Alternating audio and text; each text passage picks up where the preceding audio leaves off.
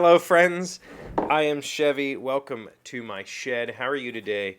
How's life in your world? How's things where you are? I hope it's fantastic. I hope everything is great. I want to start today's episode with a question. And that question is, when is the last time you did something just because you could? And I don't mean like you told somebody you love them or you did made a gesture. I mean like when was the last time you put your entire being into something just because you could? And I'm going to take a bet that if you're over the age of 30, it's probably been a very long time. And I came to this question because of a podcast. So one of my favorite YouTube channels is simply called Ochalaga. I will put a link in the description of this video to the YouTube channel, and it's a channel by a man named Tommy who lives in England, who studied theology in university, and he does a lot of really interesting discussions about theological topics, and he puts it together really, really well. Well, he did a podcast. And this podcast is about a broadcast interruption that happened in the 70s in southern England. It was the Southern Radio or Southern Television broadcast interruption. The podcast is called The Interruption, and it's just about how this happened. And for all of these years, nobody's ever came forward and said they did it. And so Tommy goes on this 8-episode, like 4-ish hour journey to figure out who did this. He just wanted to know. It's a mystery he wanted to solve. And I will tell you that he solves it pretty conclusively. Today, the last 2 episodes dropped, and he tells us who it was and why he believes that's who it was, and everybody involved also agrees.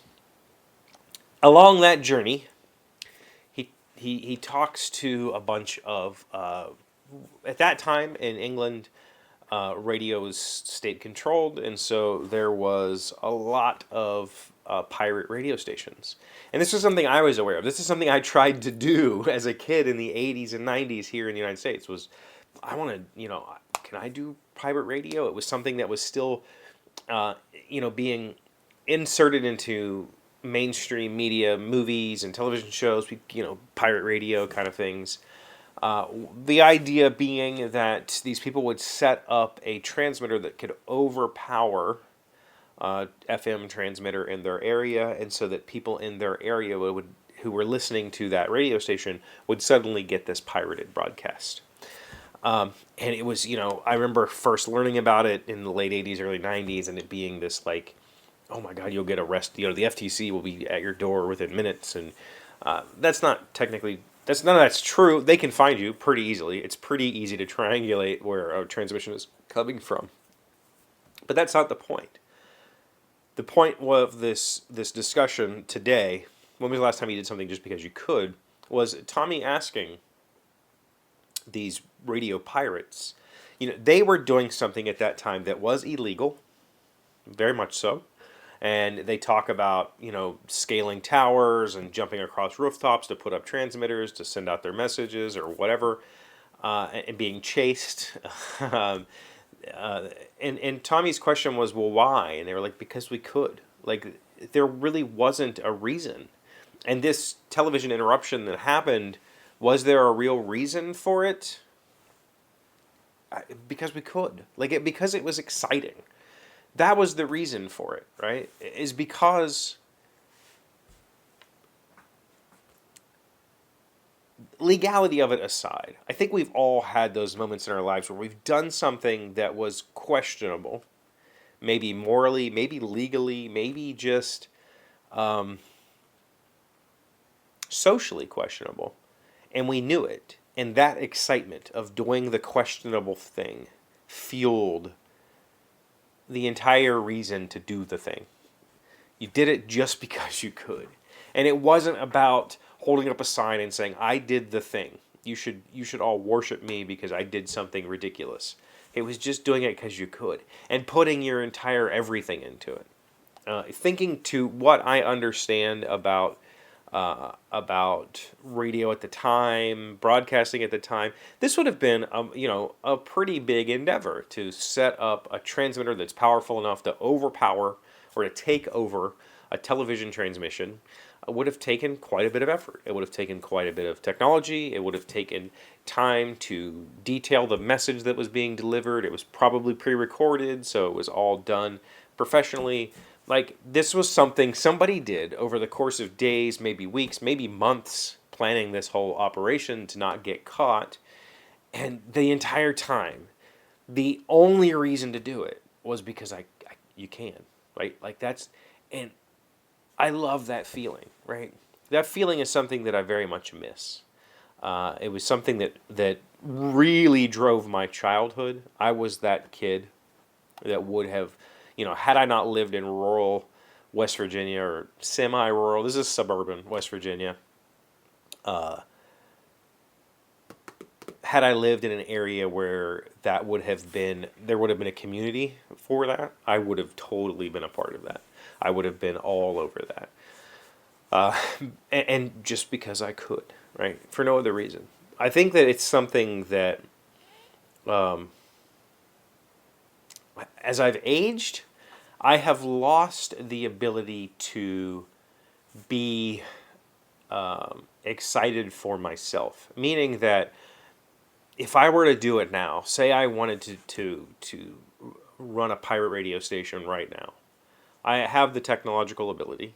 I have a ham license, so I understand how radio works very well. I have the financial ability. It's really not difficult to set up an FM transmitter, and not very expensive to set up a fairly decently high-powered transmitter so that I could probably override the signal of most radio stations around here. And I could do it. But I lack the ability. If I were to do it now, I don't have the ability to self-satisfy anymore. I would need outside validation. I would need to hear people talking about the incident. I would need for some people to know that it was me and be like, "Oh, dude, you did that. That's so cool." I need that external validation, and I don't know where I lost that along the way, right? I once read a book about, or maybe it wasn't a book. I read something about how to be a man, right? How to man up. How to. It was really about how to gain confidence, but it was spun in a context of how to be a man, which is just kind of ugh. How to have confidence. And the quote that has stuck with me for 20 or 30 years, or however long it's been since I read whatever it was I read, is climb a mountain and tell nobody.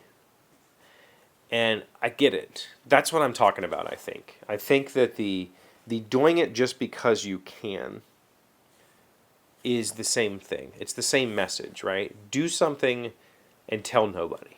Do something big and tell nobody. That is the because the doing of the thing is the entire reason for doing it. You're not doing it so that people will validate you. You're not doing it so that people will praise you or say you're amazing or whatever. You're doing it strictly for the excitement of the doing. And I think I've lost a lot of that ability. And I'm curious, so that's why I started this question with an episode. That's why I started this episode with a question. I'm curious to know if you understand what I'm talking about. I think that for the last, since before the internet was a thing, since bulletin boards were a thing, I have tried to put myself in front of people. I have tried to build an audience for the last 30 years of my life. And longer than that, 30-something years, 33 years of my life, 34 years of my life. I have tried to put myself in front of an audience. I have tried to build friendships that way or community that way. And I'm curious if maybe that is the reason why I now seek so much external validation and I'm not able to self-satisfy. That's the real question. So, if you did something like this, you took over a television station for 6 minutes, would you tell anybody? Would you need to tell anybody? How would you react to that? Let me know in the comments. Thank you for being here as always. Thank you for liking, commenting, subscribing, being amazing friends and wonderful people. I really appreciate you. And I'll see you again tomorrow. Today's word you should notice sounds smart is palimpsest.